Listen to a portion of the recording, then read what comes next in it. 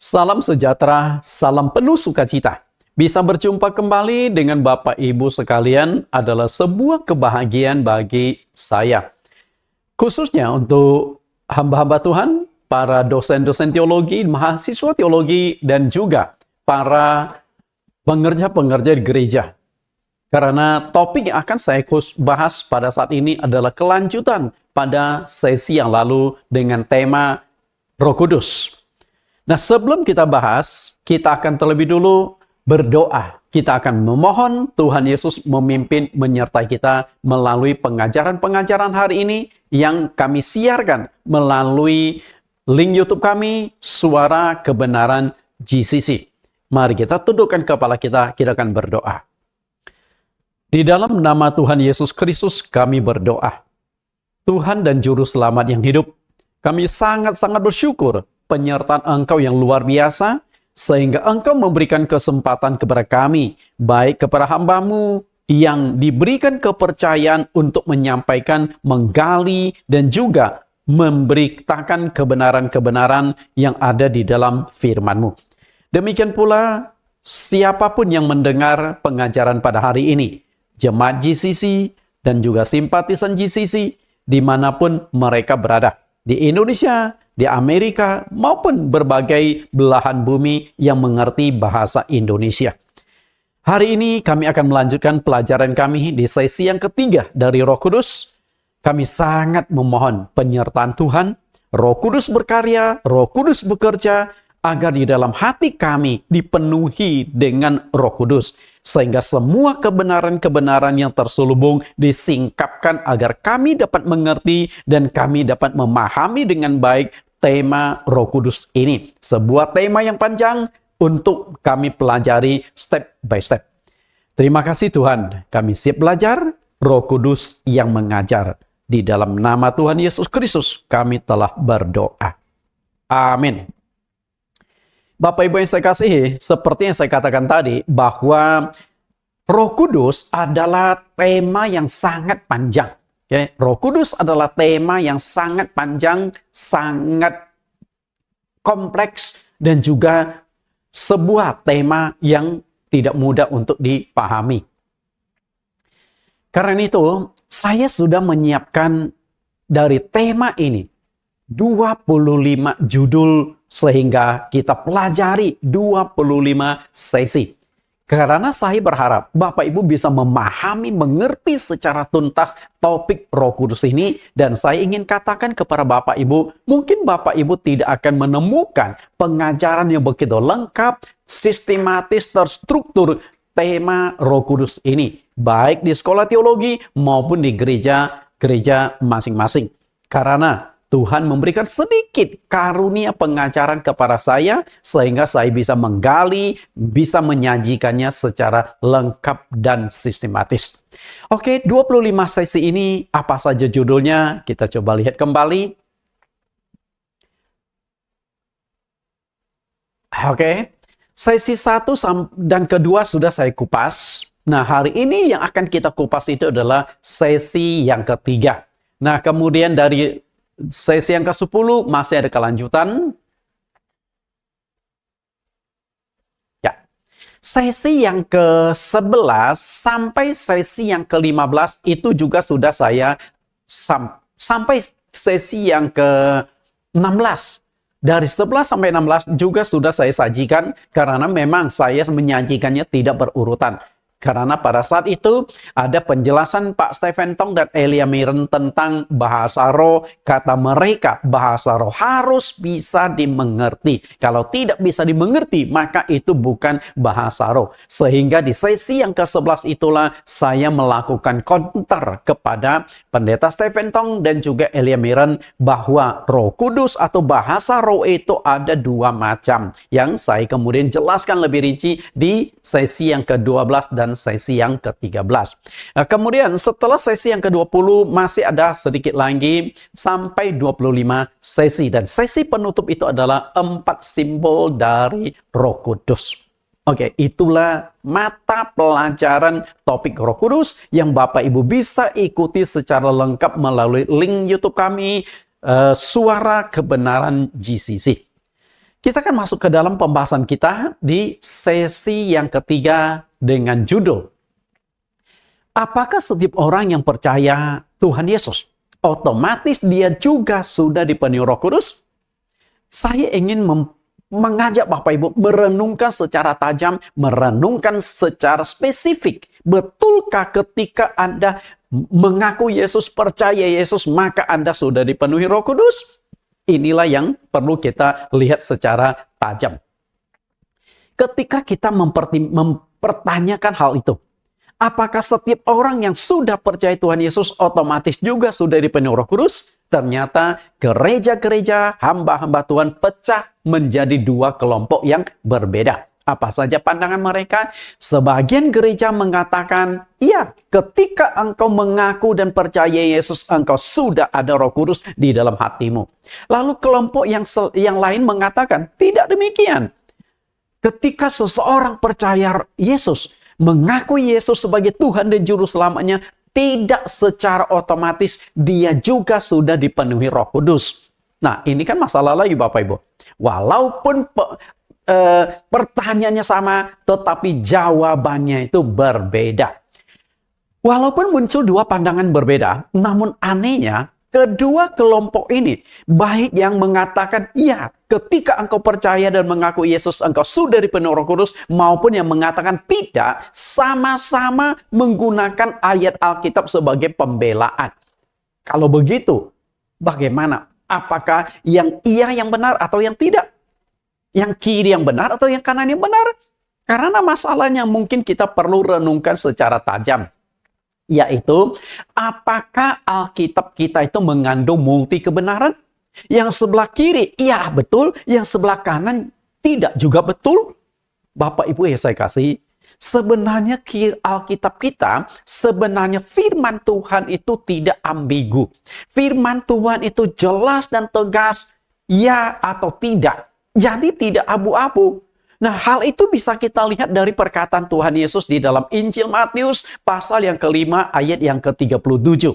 Jika ya, hendaklah kamu katakan ya. Jika tidak, hendaklah kamu katakan tidak.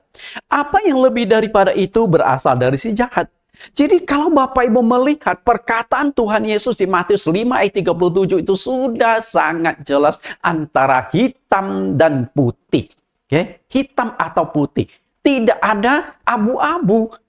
Berarti kita harus mencari solusi, mencari jawaban yang jelas, yang terang di dalam Alkitab. Apakah seorang ketika sudah percaya Tuhan Yesus, otomatis di dalam hatinya sudah dipenuhi Roh Kudus atau belum?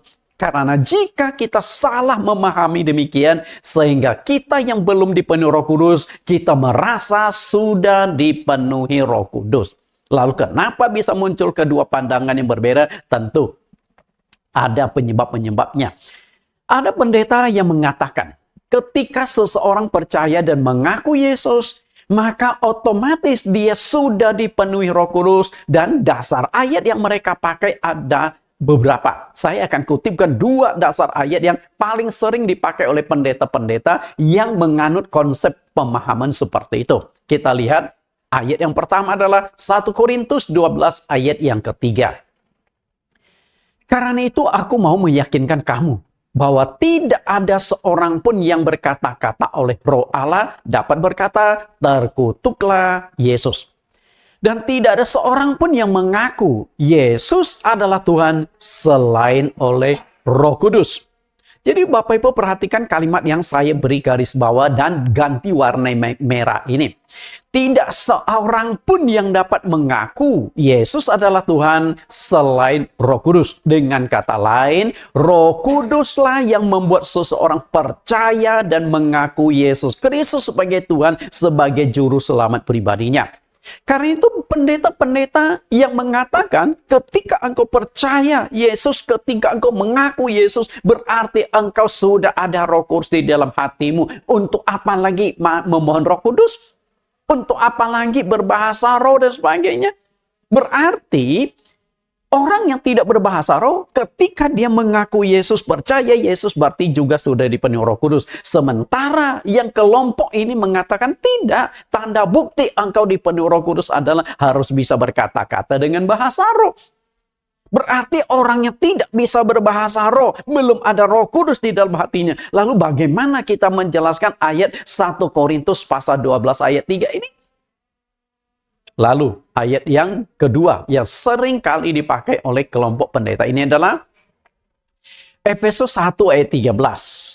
Di dalam Dia kamu juga, karena kamu telah mendengar firman kebenaran, yaitu Injil keselamatanmu. Di dalam Dia kamu juga ketika kamu percaya. Perhatikan kata ini, ketika kamu percaya. Berarti pada saat engkau percaya, engkau sudah dimeterai dengan Roh Kudus yang dijanjikan oleh Allah itu. Jadi ayat ini melengkapi 1 Korintus pasal 13 tadi. Berarti ketika engkau percaya, ketika engkau mengaku Tuhan Yesus, engkau sudah ada Roh Kudus. Benarkah itu pandangan tersebut? Bapak Ibu yang saya kasih, tadi saya sudah katakan. Yang setuju maupun yang tidak setuju, sama-sama menggunakan ayat-ayat Alkitab untuk pembelaan diri, untuk membuktikan bahwa apa yang mereka sajikan itu benar. Tapi apakah Alkitab mengandung multi kebenaran? Renungkan kembali kalimat itu. Hari ini, Anda bisa menjadi orang Kristen itu bukan kebetulan, bukan kesambat. Dengan kata lain, hari ini kita bisa menjadi orang Kristen karena dipilih secara khusus oleh Allah menjadi umatnya. Di dunia saat ini, ada lebih kurang 8,5 miliar penduduk di muka bumi. Dari 5 benua, 8,5 miliar ini, dan orang Kristen itu hanya ada 33%. Ya, lebih kurang lah ya. Kita lihat persentase antara Kristen dengan non-Kristen di sini. Nah, yang non-Kristen, Muslim 2,21%, Hindu 13 sekian persen, kemudian Buddha 5 sekian persen, lalu agama-agama gabungan, macam-macam agama ada 12%, dan tidak memiliki agama dengan kata lain. Yang ateis ini ada 14 sekian persen. 67% tidak dipilih menjadi Kristen. Walaupun mereka mengaku mereka sudah mengenal Allah, sudah menemukan Allah, dan aktif di dalam agama mereka masing-masing. Oke, itu pandangan mereka. Kita tidak akan menghakimi mereka. Kemudian bagaimana dengan Kristen? Kita akan lihat dulu di dalam Kisah Rasul 4 ayat 12, dan keselamatan tidak ada di dalam siapapun juga selain di dalam Dia. Sebab di bawah kolong langit ini tidak ada nama lain yang diberikan kepada manusia yang olehnya kita dapat diselamatkan. Yang 67% tersebut silakan direnungkan Kisah Rasul pasal 4 ayat yang ke-12. Apakah keselamatan mereka terjamin atau tidak? Ini bukan perkataan saya. Ini adalah perkataan dari Rasul Tuhan Yesus Kristus, yaitu Rasul Petrus. Kemudian Tuhan Yesus secara pribadi juga menegaskan di dalam Yohanes pasal 14 ayat yang ke-6. Akulah jalan, kebenaran, dan hidup. Tidak seorang pun yang datang kepada Bapa kalau tidak melalui aku. Dan berdasarkan dua ayat ini, yang 67% ini silakan Anda pertimbangkan. Oke. Nah, kemudian yang Kristen. Kita lihat yang Kristen, hanya ada 33% dipilih Tuhan Yesus itu menjadi umat Kristen. Dari 33% ini. Yang menjadi pertanyaan saya adalah, apakah 33% lebih orang Kristen, orang Katolik, atau yang percaya kepada Yesus Kristus secara otomatis mereka juga sudah dipenuhi Roh Kudus? Coba renungkan.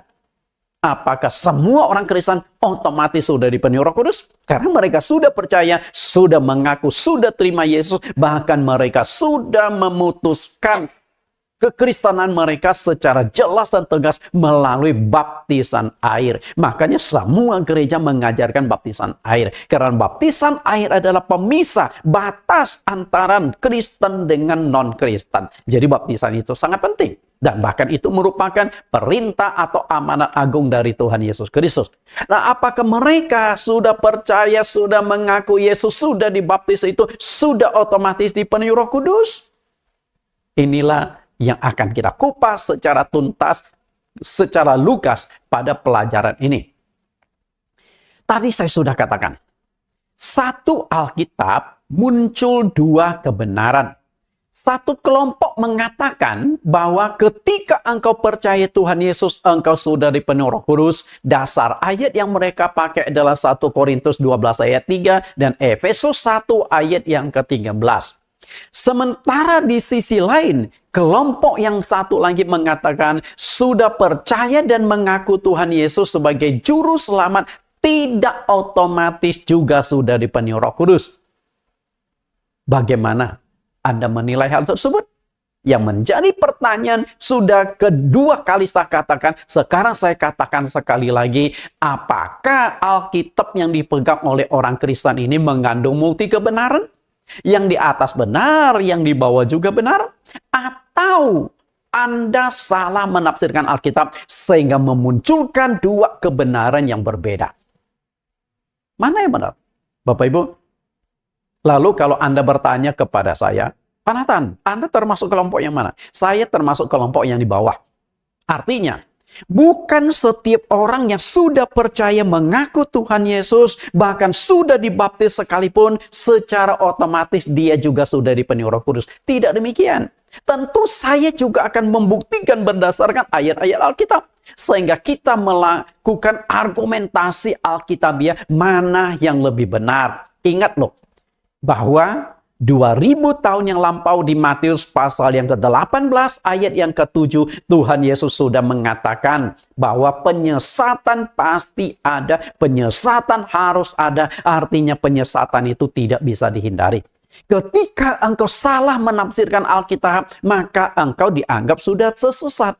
Karena sesat artinya menyimpang keluar dari Alkitab. Karena itu, Bapak Ibu juga perlu mengetahui sumber dalang dari segala penyesatan iblis. Penyesatan itu adalah si iblis. Dan ketika iblis mau melakukan penyesatan kepada orang Kristen, dasar yang dipakai juga adalah Alkitab yang kita pegang ini. Mungkin Bapak Ibu ingat, sangat jelas dua kali Alkitab dipakai oleh iblis sebagai alat penyesatan. Pertama kali iblis sudah memakai ayat Alkitab adalah ketika nenek moyang kita diciptakan Adam dan Hawa. Iblis sudah menggunakan ayat Alkitab. Si ular itu berkata kepada Hawa, tentulah Allah berfirman bahwa semua pohon dalam taman ini jangan kamu makan buahnya, bukan? Iblis yang aktif mengutip ayat Alkitab. Di Kejadian pasal yang ketiga ayat pertama.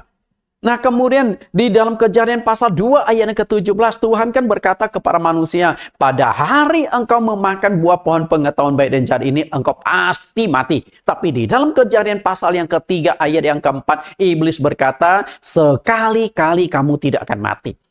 Jadi ayat Alkitab sudah dipakai. Lalu kasus yang kedua, bukti bahwa Alkitab dipakai iblis untuk menyerang orang Kristen, menjatuhkan, menyesatkan orang Kristen adalah ketika Tuhan Yesus dicobai di padang gurun. Iblis mengutip satu ayat Alkitab di dalam kitab Mazmur yang mengatakan, engkau kan anak Allah. Lompatlah ke bawah. Dan ketika engkau lompat ke bawah, malaikat akan menatang kakimu supaya kakimu jangan terantuk kepada batu. Itu satu ayat di dalam kitab Mazmur yang dikutip iblis untuk menjatuhkan Tuhan Yesus. Jadi bukan berarti kalau ada bukti dasar ayat Alkitab berarti benar. Enggak begitu Bapak Ibu. Hati-hati. Nah, tahun 2025 saya akan mengupas satu tema yang cukup panjang. Manipulasi, penyesatan iblis. Bapak Ibu ikuti pengajaran-pengajaran saya karena banyak kebenaran-kebenaran yang ingin kami sampaikan kepada Bapak Ibu. Oke, kita lanjutkan di sini. Alkitab adalah sebuah buku yang sulit sekali dimengerti. Kenapa saya katakan sulit dimengerti? Ya contoh sederhananya adalah ini. Ketika kita baca Alkitab lalu muncul pandangan berbeda-beda, tafsiran berbeda-beda. Kalau Alkitab mudah sekali dimengerti, tidak akan mungkin muncul tafsiran-tafsiran, tidak akan mungkin muncul ribuan sinode gereja di dunia. Nggak mungkin, karena mudah dipahami. 1 tambah 1 sama dengan 2. 2 kali 3 sama dengan 6. Itu bukan matematik. Alkitab bukan matematik. Karena Alkitab mengandung banyak nubuat-nubuat. Mengandung banyak tafsiran-tafsiran. Ketika engkau salah tafsir, engkau sudah berada di jalan yang sesat. Sulit dimengerti. Karena Alkitab sulit dimengerti, maka sering terjadi mispersepsi antara manusia dengan Allah. Artinya, maunya Allah begini, tapi manusianya begini. Sehingga Nabi Yesaya pernah mengatakan di Yesaya 55, Allah melalui Nabi Yesaya, sebab rancanganku bukan rancanganmu, jalanku bukan jalanmu, seperti tingginya langit dengan bumi, demikianlah rancanganku dari jalan, rancanganmu, jalanku dari jalan. Bapak Ibu saya kasih. Jadi, langit dan bumi arti kadang-kadang maksud Tuhan begini kita nangkapnya begitu jauh sekali perbedaannya. Contoh sederhana nih Bapak Ibu. Anda perhatikan balok ini. Coba Anda hitung balok ini ada berapa batang. Oke. Saya berikan waktu sekejap. Ada berapa batang Bapak Ibu? Sudah ketemu? Oh, Anda katakan 7 batang. Oke. Coba hitung yang lebih teliti. Berapa batang? 5 batang. Nah, di sini masalah muncul. Yang sebelah kiri saya mengatakan, ini baloknya itu ada 1, 2, 3, 4, 5, 6, 7 batang. Lalu yang sebelah kanan mengatakan 1, 2, 3, 4, 5.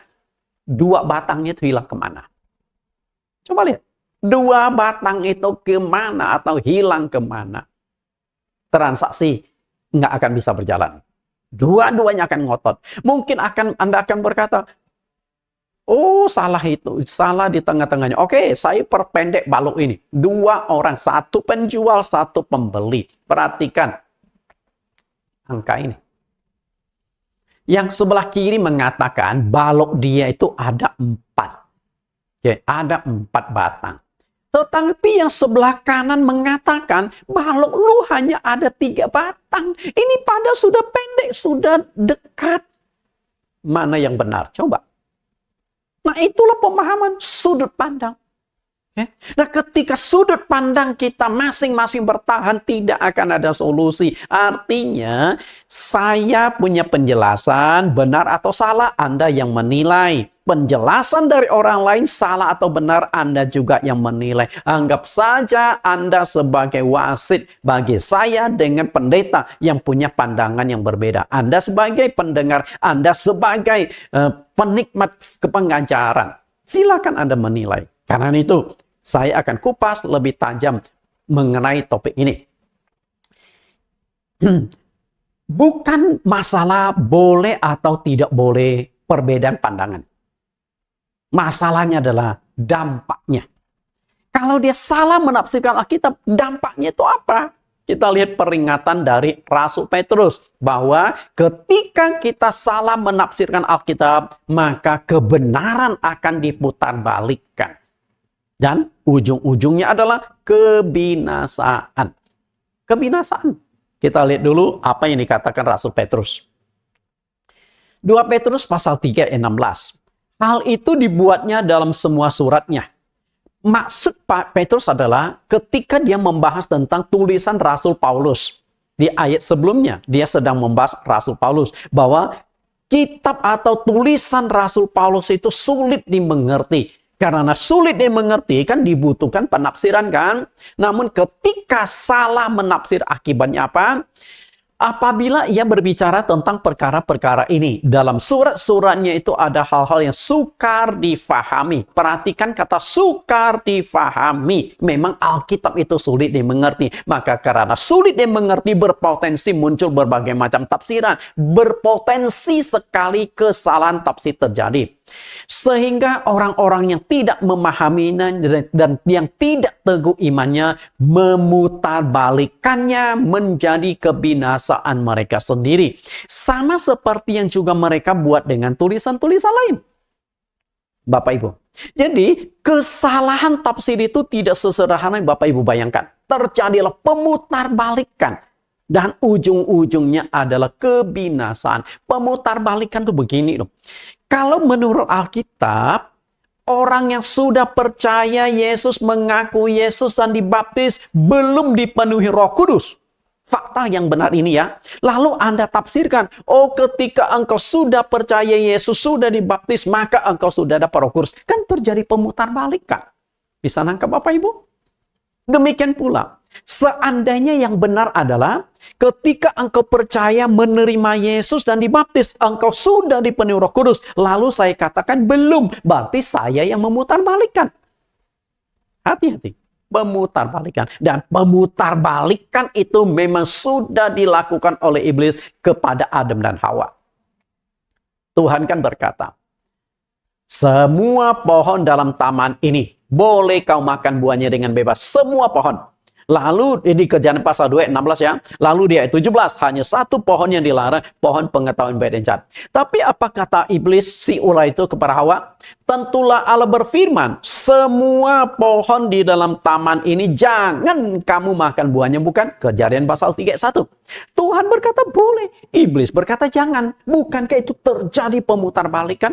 Memang itulah cara penyesatan iblis. Saya akan kupas di tahun 2025 nanti. Sangat-sangat menarik. Roh Kudus adalah meterai keselamatan dari Allah. Artinya, Roh Kudus ada hubungannya dengan keselamatan. Akan saya kupas pada sesi-sesi yang akan datang. Nah, jika tidak ada Roh Kudus, artinya Anda bukan milik Allah dan Anda tidak mendapat jaminan keselamatan. Lihat lebih tajam ayat yang dikupas oleh pendeta tersebut. Efesus 1 ayat 13 sampai 14. Ayat 13, di dalam Dia kamu juga, karena kamu telah mendengar firman kebenaran yaitu Injil keselamatanmu. Di dalam Dia kamu juga ketika kamu percaya dimeteraikan dengan Roh Kudus yang dijanjikan itu. Perhatikan ketika engkau percaya dan dimeteraikan dengan Roh Kudus. Jadi kesannya adalah ketika engkau percaya Tuhan Yesus, engkau sudah ada Roh Kudus.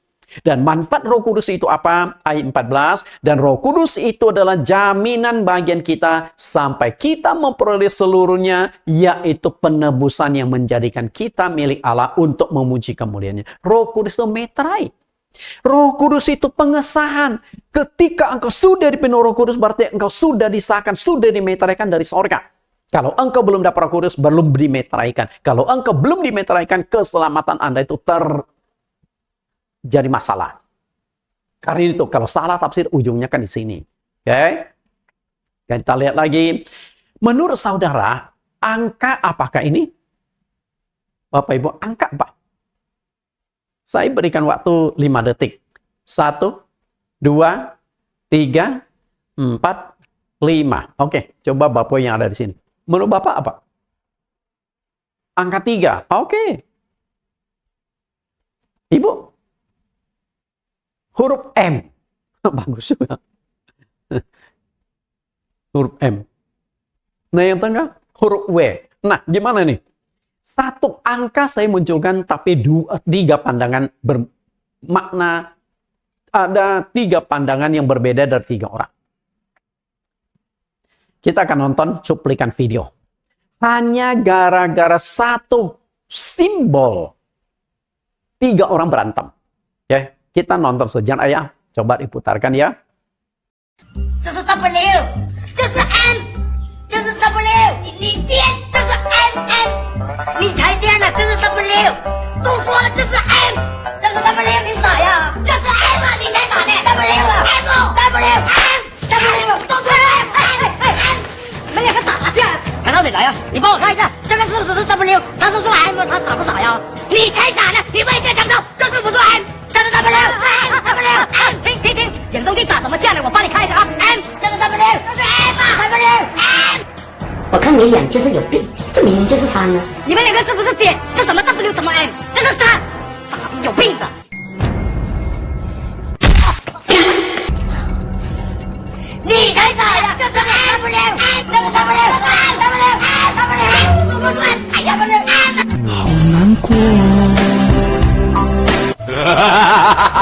Kita sudah nonton cuplikan video yang pendek tersebut. 3 orang ini, ya, dari 3 orang ini, mana yang benar? Yang satu mengatakan ini adalah huruf W. Yang satu mengatakan ini adalah huruf M.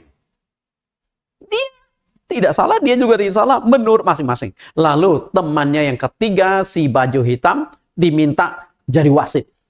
Menurut Anda, mana? Siapa yang benar? Huruf W atau huruf M? Setelah dilihat, dia berkata, kalian dua ini sama-sama ngawur. Yang benar adalah huruf 3, angka 3. Karena apa? Dia memandang dari sini. Bapak Ibu bayangkan. Dari 3 orang ini, yang dilihat itu barangnya sama. Tapi memunculkan 3 pandangan yang berbeda. Mana yang benar? Menurut Bapak Ibu, mana yang benar? Kok sekarang diam? Kenapa nggak pertahankan argumentasi Bapak Ibu? Kita lihat. Konflik terjadi akibat sudut pandang yang berbeda. Ini huruf apa sesungguhnya? Yang satu mengatakan huruf M karena dia memandang dari sisi ini. Yang satu mengatakan huruf W atau W karena dia memandang dari sini. Yang satu mengatakan itu angka 3 karena dia memandang dari sudut ini. Tiga-tiganya ketika bertahan dengan pendapat masing-masing, konflik dan perpecahan pasti terjadi. Maka tidak heran kenapa di dunia muncul perpecahan gereja banyak sekali sampai ribuan denominasi. Pecah-pecah dan pecah. Kenapa bisa demikian? Karena penafsiran Alkitabnya berbeda-beda. Memang iblis tahu bahwa agama Kristen menyelamatkan. Maka dia berusaha membuat kita punya doktrin kacau balau supaya kita salah tafsir. Bapak Ibu yang saya kasihi, dari 3 orang ini mana yang benar? Saya katakan salah semua. Kenapa saya katakan salah? Karena simbol yang sudah kita nonton tadi itu bukan angka 3 W ataupun huruf M. Bukan. Itu adalah sigma. Maka kita harus baca sigma. Dan sigma itu apa? Sigma itu adalah huruf atau abjad yang ke-18 dalam alfabet tulisan Yunani. Kita lihat. Ini huruf yang ke-18. Jadi kalau bahasa Latin kan A, B, C, D sampai Z. Nah, di dalam Yunani, huruf yang ke-18 itu disebut sigma. Nah, tulisannya memang seperti itu. Jadi, kalau Anda baca 3M atau W, salah. Berarti dari sini kita harus belajar mencari sebuah kebenaran. Okay. Karena tidak mengerti Alkitab, maka terjadilah penyesatan. Lihat peringatan Tuhan Yesus Matius 18 ayat 7. Celakalah dunia dengan segala penyesatannya. Memang penyesatan harus ada, tetapi celakalah orang yang mengadakannya. Jika tafsiran saya salah, berarti saya jadi penyesat. Jika tafsiran para pendeta, para dosen-dosen teologi salah, berarti mereka adalah penyesat. Berarti kan seperti itu. Nggak bisa kita hindari. Makanya saya sangat hati-hati gali, dan gali ulang. Sehingga dari penggalian topik Roh Kudus, bukan 1-2 bulan saya gali, tapi bertahun-tahun. Sampai akhirnya saya menggali begitu panjang dan lebar. Sampai 25 judul, 25 sesi saya sajikan di sini. Nah, ini penggalian. Tentu saya juga mengenyam sekolah teologi. Saya 3 kali sekolah teologi di STT Kanaan, di STT Harvest Lipo Karawaci, dan juga di STT Satya Wacana Salatiga. 3 kali sekolah itu resmi, bukan ijazah beli-beli. Bapak Ibu yang saya kasih, kemudian kita lihat penjelasan Yesus dalam penyesatan. Matius 22:29, Yesus menjawab mereka, kamu sesat.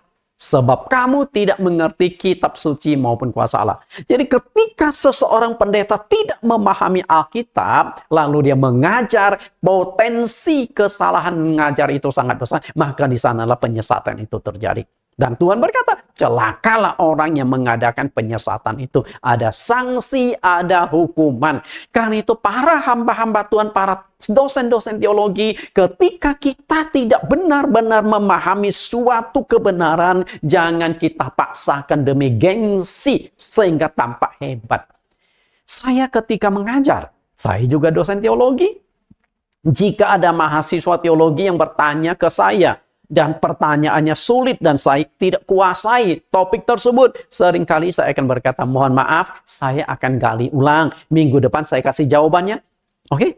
Saya tidak akan memaksakan diri. Saya tidak akan demi gengsi, malu sama mahasiswa saya, lalu saya sembarang jawab, ujung-ujungnya saya salah jawab. Karena kesalahan saya menjawab, mahasiswa teologi akan terbawa, lalu mereka salah mengajarkan suatu hari setelah jadi pendeta. Itu riskan sekali. Nah, inilah orang buta, tuntun orang buta, dan keduanya masuk ke dalam lubang.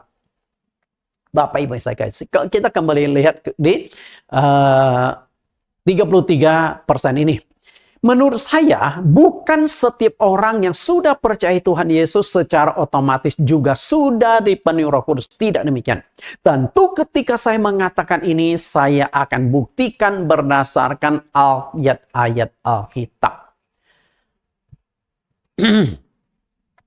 Seringkali kita tidak bisa membedakan antara percaya Yesus dan dipenuhi Roh Kudus.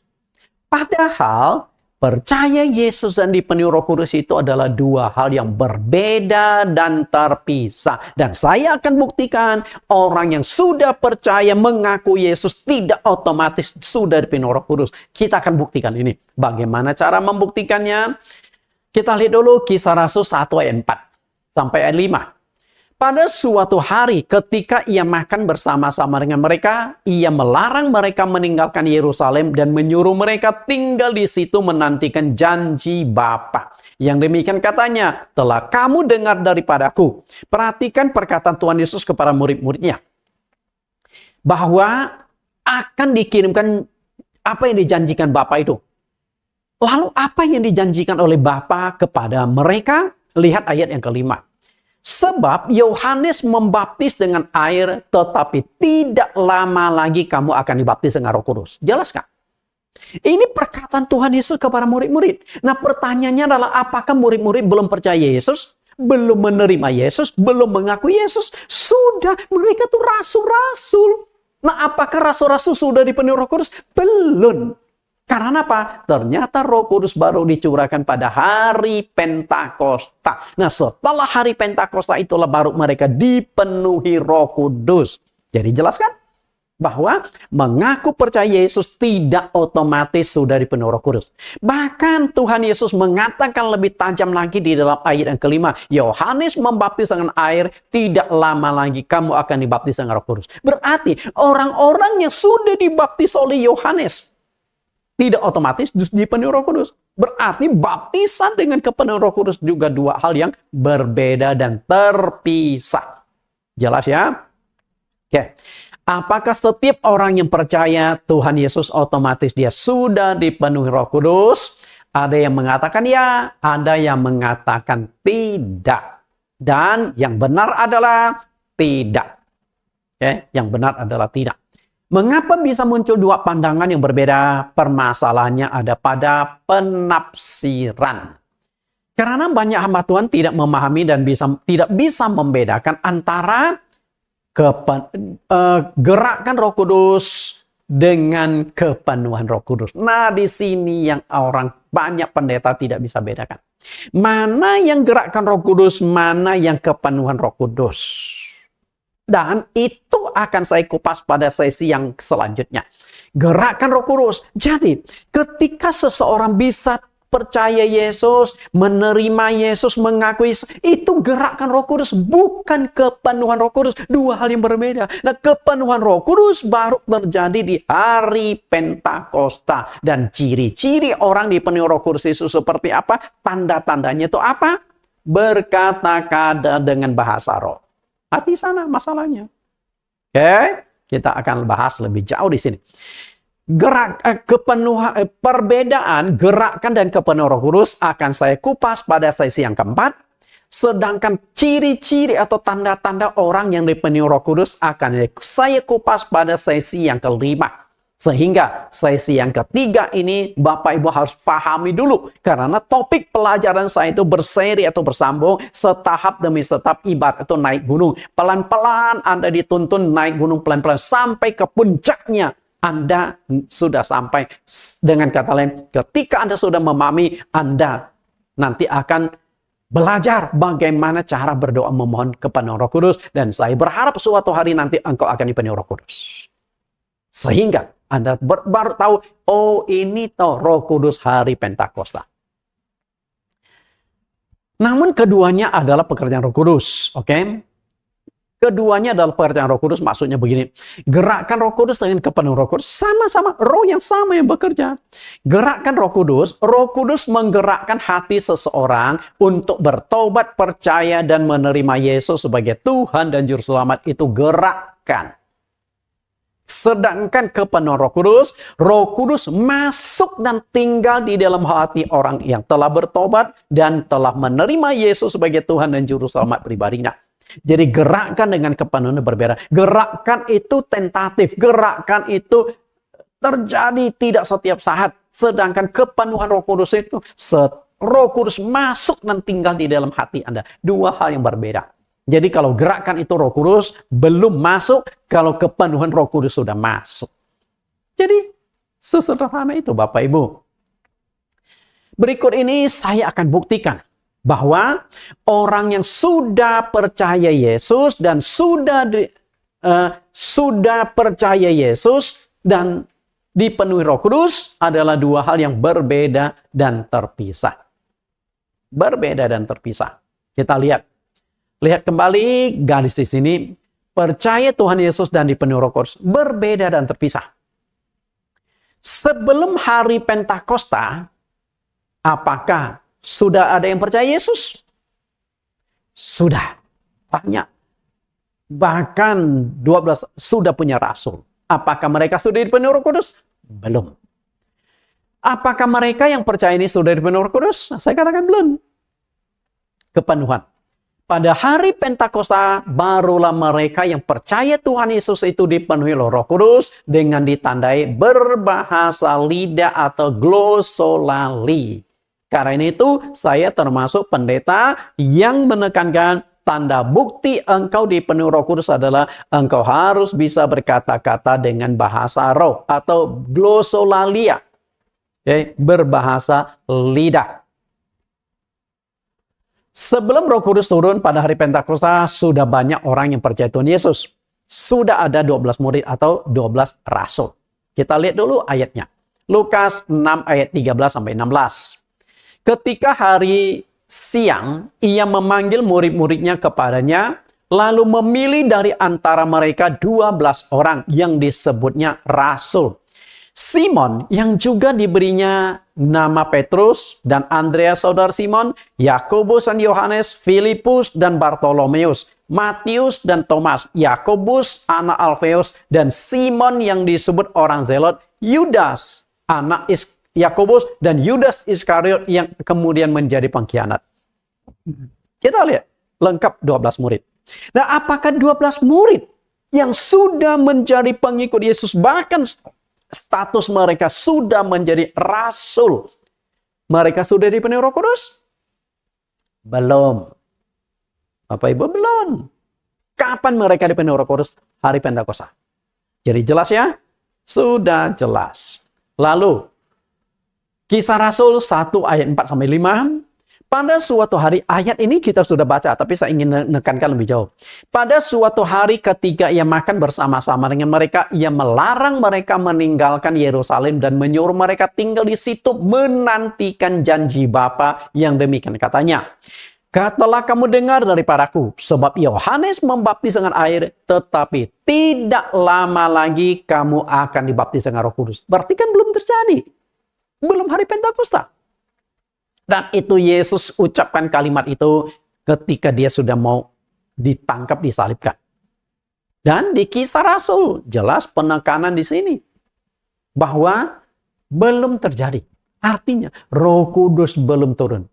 Dan memang faktanya, setelah Tuhan Yesus terangkat ke sorga, mereka saksikan langsung bagaimana Yesus terangkat pelan-pelan naik ke sorga, lalu awan menutupi pandangan mereka sehingga Yesus sudah tidak ada di dunia lagi, tidak bersama dengan mereka. Yesus sudah di sorga. Setelah itu mereka tidak langsung memberitakan Injil, enggak. Mereka kembali ke kota Yerusalem, lalu menyewa satu ruangan di lantai 2 di loteng. Nah, di sanalah mereka bertekun dengan berdoa sekitar 10 hari, baru Roh Kudus diturunkan di hari Pentakosta. Saat itu baru dipenuhi Roh Kudus. Jadi harus bedakan gerakan Roh Kudus dengan kepenuhan Roh Kudus. Jelas sekali murid-murid Yesus bisa tinggalkan jala mereka, perahu mereka, kehidupan mereka, tinggalkan ayah ibu mereka, tinggalkan keluarga mereka seperti Petrus yang sudah menikah, tinggalkan anak, tinggal istri, karena gerakan Roh Kudus, bukan kepenuhan Roh Kudus. Kepenuhan Roh Kudus baru terjadi pada hari Pentakosta.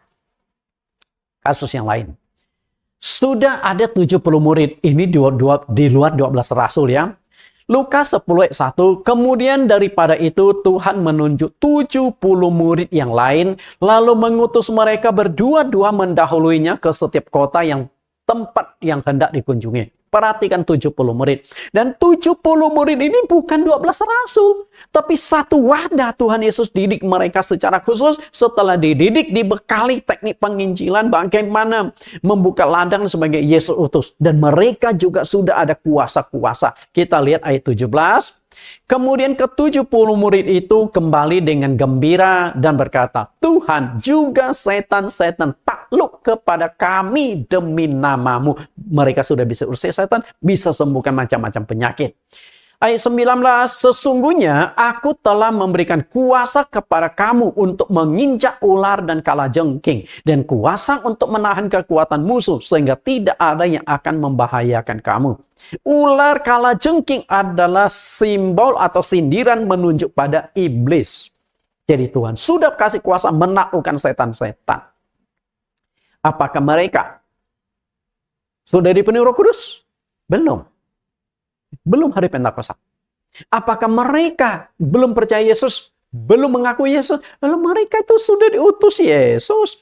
Selain itu, mereka juga sudah ada kuasa-kuasa.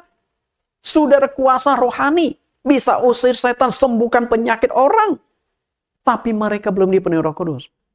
Jadi harus bedakan dengan jelas. Oke. Kemudian kasus yang lain. Yesus memberikan makan 5.000 orang laki-laki. Matius 14 ayat 19 dan 21. Lalu ia lalu disuruhnya orang banyak itu duduk di rumput, dan setelah diambilnya 5 roti dan 2 ikan itu, Yesus menengadah ke langit dan mengucap berkat. Lalu memecah-mecahkannya roti itu dan memberikannya kepada murid-muridnya. Lalu murid-muridnya membagi-bagikannya kepada orang banyak. Ayat 21, yang ikut makan kira-kira 5.000 laki-laki, tidak termasuk perempuan dan anak-anak. Bertanya saya, apakah orang-orang ini belum ada yang percaya Yesus? 5.000 laki-laki. Belum wanita, belum anak-anak.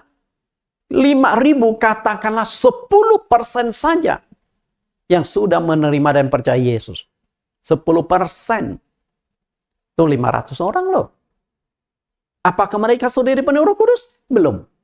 Belum dipenuhi Roh Kudus. Lalu, banyak sekali orang yang disembuhkan oleh Tuhan Yesus ketika Tuhan Yesus melakukan penginjilan. Matius pasal 4 ayat 23 sampai 25. Berbondong-bondong, berduyun-duyun. Nah, ketika mereka disembuhkan oleh Tuhan Yesus, apakah mereka tidak percaya Yesus? Apakah mereka tidak beriman? Saya yakin. Sejelek-jeleknya lah, oke? Katakanlah ada 1.000 orang yang disembuhkan oleh Tuhan Yesus. 10% saja sudah 100 orang yang akhirnya menjadi pengikut Yesus, percaya kepada Yesus. Apakah 100 orang ini sudah dipenuhi Roh Kudus? Belum. Hari Pentakosta belum terjadi. Jadi, dari sini kita bisa melihat dipenuhi Roh Kudus dengan percaya Yesus itu dua hal yang berbeda. Kemudian satu kasus lagi. Ketika Tuhan Yesus memberitakan Injil, Tuhan Yesus juga ditunjang finansial oleh wanita-wanita karir. Mereka lah sebagai donatur di dalam penginjilan. Lalu siapa saja mereka itu? Lukas 8 ayat 1 sampai 3. Tidak lama sesudah itu Yesus berjalan keliling dari kota ke kota dan dari desa ke desa memberitakan Injil Kerajaan Allah. Ke-12 muridnya bersama-sama dengan dia. Jadi ketika Yesus memberitakan Injil, ada satu tim nih, 12 rasul. Dan mereka kan perlu makan. Mereka kan perlu tempat tinggal. Mereka kan butuh dana untuk berbagai macam kehidupan kegiatan. Belum lagi mereka juga membutuhkan dana untuk dikirimkan kepada keluarga mereka. Karena di antara murid-murid Yesus ada yang sudah menikah. Salah satunya adalah Petrus. Petrus, istrinya butuh duit. Mungkin Petrus juga sudah punya anak-anak. Orang tua Petrus juga membutuhkan dana. Dari mana Petrus setelah mendapatkan gaji bulanan dari Tuhan, lalu dikirimkan, dikasihkan kepada keluarga dia. Sementara dia full time melayani bersama dengan Tuhan Yesus. Jadi jelas ya? Bapak Ibu yang saya kasih. Ayat yang kedua. Dan juga beberapa orang perempuan yang telah disembuhkan dari roh-roh jahat atau berbagai penyakit. Yaitu Maria yang disebut Magdalena yang telah dibebaskan dari 7 roh jahat. Tadi saya sudah ungkapkan banyak orang yang disembuhkan oleh Tuhan Yesus. Apakah tidak ada yang percaya? Jelas sekali. Salah satunya Maria Magdalena disembuhkan dari gangguan roh jahat. Ada 7 roh jahat masuk dalam tubuhnya. Setelah disingkirkan dia normal kembali. Dia menjadi pengikut Yesus, bahkan menjadi donaturnya Tuhan Yesus. Berarti Maria Magdalena secara finansial mungkin lumayan bagus. Ayat yang ketiga. Yohana istri Kusa, bendahara Herodes. Bayangkan sampai bendahara Herodes menjadi donaturnya Tuhan Yesus. Artinya ketika Tuhan Yesus melakukan penginjilan, ada dana kas negara, kas kerajaan Herodes yang keluar. Susana dan banyak perempuan lain. Perempuan-perempuan ini melayani rombongan itu dengan kekayaan mereka. Bapak Ibu yang saya kasih, melayani dengan kekayaan mereka. Apakah mereka sudah dipenuhi Roh Kudus? Belum. Tapi mereka sudah percaya Yesus, menjadi pengikut Yesus. Bahkan mereka berkorban waktu, berkorban uang, berkorban tenaga. Tapi mereka belum dipenuhi Roh Kudus. Jadi sudah jelas sekali, orang yang sudah percaya, sudah menerima Yesus, tidak otomatis juga sudah dipenuhi Roh Kudus. Jadi kesimpulan kita begini. Ya, kesimpulan. Orang yang sudah percaya kepada Yesus tidak otomatis juga sudah dipenuhi Roh Kudus. Sehingga tafsiran para pendeta yang mengatakan ketika engkau percaya Yesus, ketika engkau mengaku Yesus, maka engkau sudah dipenuhi Roh Kudus. Tafsiran itu keliru. Kenapa saya katakan keliru? Karena sebelum hari Pentakosta sudah ada 12 rasul, sudah ada 70 murid, sudah ada 5.000 laki-laki yang makan 5 roti 2 ikan. Kemudian ada wanita kaya dan banyak orang yang disembuhkan. Dengan kata lain, sudah ada ribuan orang yang percaya Yesus sebelum hari Pentakosta. Tapi mereka belum dipenuhi Roh Kudus. Kapan mereka dipenuhi Roh Kudus? Pada hari Pentakosta. Pada hari Pentakosta. Baru Roh Kudus diturunkan. Sehingga pada hari Pentakosta itulah 12 rasul baru dipenuhi Roh Kudus. Kemungkinan di hari Pentakosta ada 12 rasul dan 70 murid. Karena di hari Pentakosta yang berdoa dan sering berkumpul di loteng di lantai 2 itu ada 120 orang. Dari mana angka 120? 70 murid dan 12 rasul ditambah dengan perempuan-perempuan lain dan juga Ibu Yesus dan saudara-saudara Yesus sudah percaya dan ikut berdoa memohon kepenuhan Roh Kudus di loteng sampai Roh Kudus diturunkan hari Pentakosta. Jadi jelas sekali Bapak Ibu yang saya kasihi. Kita lihat kembali Efesus 1 ayat 13. Di dalam Dia kamu juga karena kamu telah mendengar firman kebenaran yaitu Injil keselamatanmu. Di dalam Dia kamu juga ketika kamu percaya dimeteraikan dengan Roh Kudus yang dijanjikannya itu. Ketika saya akan kupas sedikit ayat ini. Ketika adalah keterangan waktu. Kata ketika tidak berkonotasi pada saat itu. Enggak. Misalnya, kalimatnya saya, ketika saya tinggal di Amerika, di sanalah saya dipenuhi Roh Kudus. Kata ketika itu berarti pada waktu saya tinggal di Amerika. Tapi Anda tahu nggak, saya tinggal di Amerika berapa lama? 10 tahun. Berarti saya 10 tahun tinggal di Amerika. Kepenuhan Roh Kudus kan hanya 1 hari. Dan hari apa, tanggal, bulan berapa? Jadi bukan berarti ketika saya percaya Yesus, otomatis sudah dipenuhi Roh Kudus. Saya pergi ke Amerika pada tahun pertama sampai tahun ke-9, saya sudah percaya Yesus, belum terima Roh Kudus. Tapi tahun yang ke-10 sebelum pulang ke Indonesia, baru saya dipenuhi Roh Kudus. Berarti 9 tahun saya berdoa menanti kepenuhan Roh Kudus. Jadi kata ketika itu bukan menunjukkan saat itu. Ya, bukan menunjukkan saat itu. Ini adalah perkataan Paulus kepada jemaat Efesus. Ya, perhatikan Efesus 1 ayat 13. Ketika. Nah, apakah jemaat di Efesus sudah dipenuhi Roh Kudus? Kita lihat penjelasan tentang jemaat Efesus. Sudah percaya belum berarti sudah dipenuhi Roh Kudus. Kisah Rasul 19 ayat 1, ketika Apolos masih di Korintus, Paulus sudah menjelajah daerah-daerah pedalaman dan tiba di Efesus. Di situ didapatinya beberapa orang murid. Katanya kepada mereka, sudahkah kamu menerima Roh Kudus ketika kamu menjadi percaya? Jadi pertanyaan Paulus adalah, kalian kan sudah percaya Tuhan Yesus? Kalian sudah dipenuhi Roh Kudus belum? Jawab mereka, belum. Bahkan kami belum pernah mendengar bahwa ada Roh Kudus. Jadi jelas sekali penjelasan di sini. Orang yang sudah menerima, sudah percaya, sudah mengaku Yesus, tidak otomatis juga sudah dipenuhi Roh Kudus.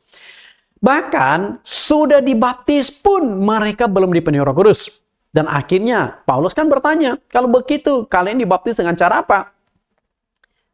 Dan akhirnya mereka menjawab baptisan Yohanes. Kita lihat ayat yang ke-3 sampai ayat yang ke-7. Lalu kata Paulus kepada mereka, kalau begitu dengan baptisan manakah kamu telah dibaptis? Jawab mereka dengan baptisan Yohanes. Jadi mereka itu bukan hanya percaya dan menerima Yesus, bahkan mereka sudah dibaptis. Mereka sudah dibaptis, tapi belum dipenuhi Roh Kudus. Jadi, tafsiran-tafsiran selama ini salah. Kalau mengatakan, ketika engkau percaya menerima Yesus, engkau sudah dipenuhi Roh Kudus.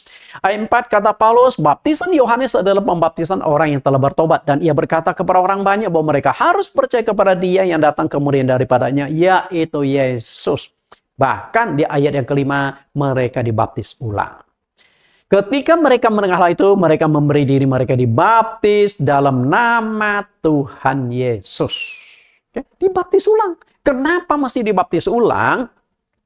Karena baptisan mereka, baptisan Yohanes. Ketika Yesus tampil, baptisan Yohanes dianggap sudah kadaluarsa. Jadi nggak bisa lagi menjalankan baptisan versi Yohanes.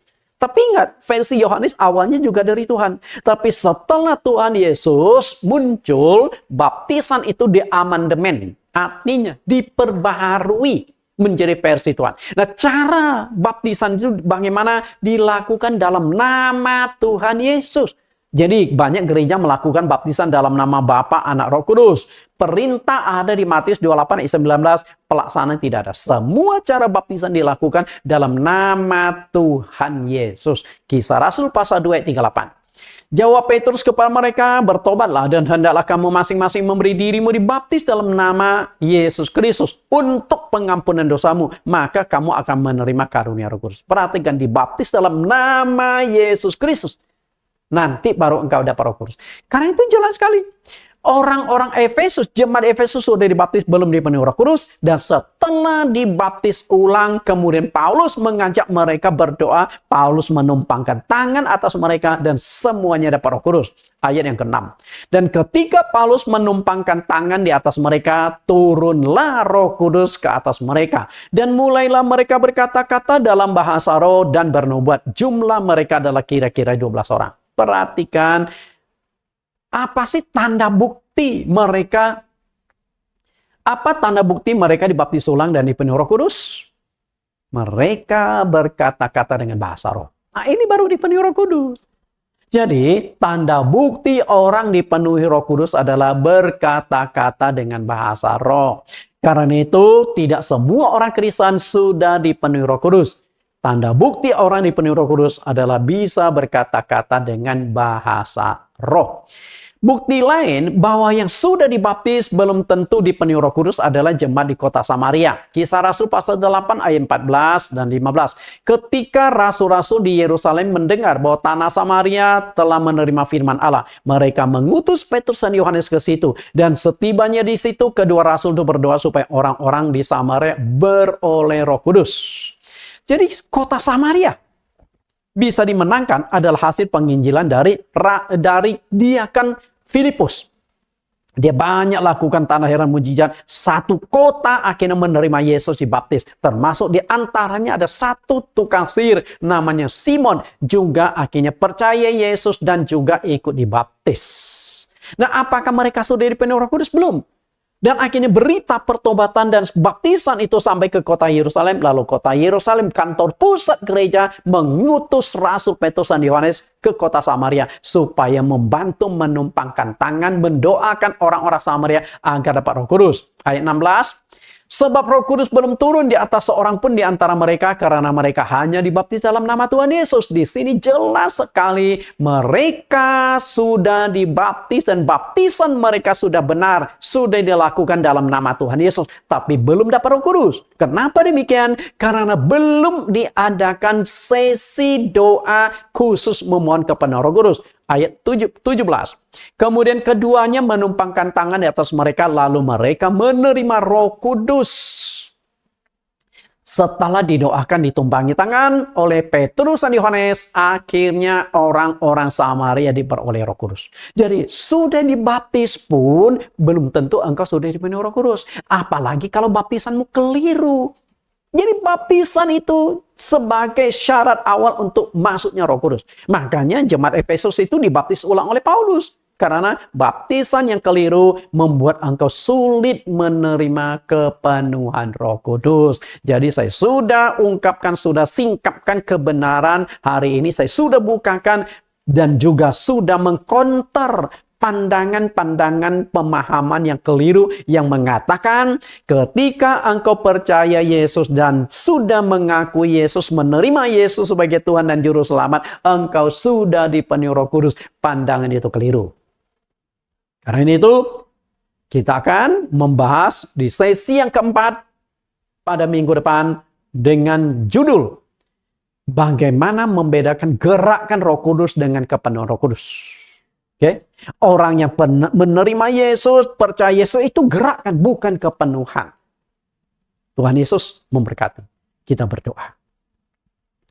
Di dalam nama Tuhan Yesus Kristus kami berdoa. Terima kasih Tuhan, Engkau sudah singkapkan lagi sebuah kebenaran bagi kami.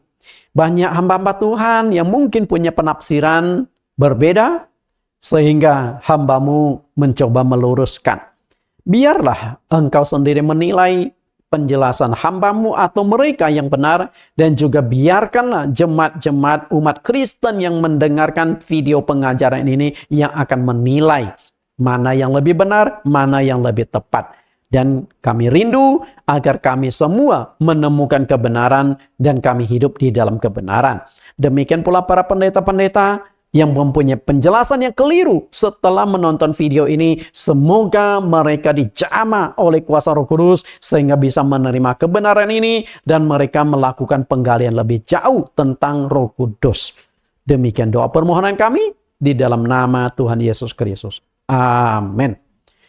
Bapak Ibu yang saya kasih, bagi Anda yang mengikuti sekolah online Jesus Christ GCC, sekolah teologi GCC, Jesus Class Curriculum, setiap mata pelajaran doktrin ada 10 pertanyaan. Ini adalah pertanyaan yang ketiga, pertanyaan materi yang ketiga, ada 10 pertanyaan. Yang pertama, menurut Anda, apakah setiap orang yang sudah percaya kepada Tuhan Yesus otomatis juga sudah dipenuhi Roh Kudus? Anda jelaskan dengan bahasa dan pemahaman Anda. Yang kedua, apakah Alkitab kita mengandung bukti kebenaran? Bagaimana Tuhan Yesus menegaskan hal tersebut? Yang ketiga, tuliskan 2 teks ayat Alkitab yang dijadikan acuan oleh para pendeta yang menegaskan setiap orang percaya sudah dipenuhi Roh Kudus. 4, penduduk bumi saat ini diperkirakan berapa miliar dan umat Kristen ada berapa persen dari total penduduk bumi. 5, menurut Rasul Petrus, kesalahan menafsirkan ayat-ayat Alkitab apa dampak yang akan terjadi. Yang keenam, jelaskan secara singkat bahwa percaya Yesus dan dipenuhi Roh Kudus adalah dua hal yang berbeda dan terpisah. Yang ketujuh, jelaskan secara ringkas apa perbedaan antara gerakan Roh Kudus dengan kepenuhan Roh Kudus. Yang akan saya kupas nanti pada sesi yang keempat nanti ya. Yang ke-8, tuliskan 5 bukti bahwa orang yang sudah percaya Yesus sebelum hari Pentakosta, mereka belum dipenuhi Roh Kudus. Yang ke-9, mengapa jemaat di pedalaman Efesus sudah percaya dan dibaptis namun belum dipenuhi Roh Kudus? Yang 10, siapakah nama 2 rasul yang diutus ke kota Samaria agar orang-orang di Samaria didoakan dan dipenuhi Roh Kudus? Silakan Anda jawab, ketik rapi dan kirim kembali ke STT GCC. Tuhan Yesus memberkati.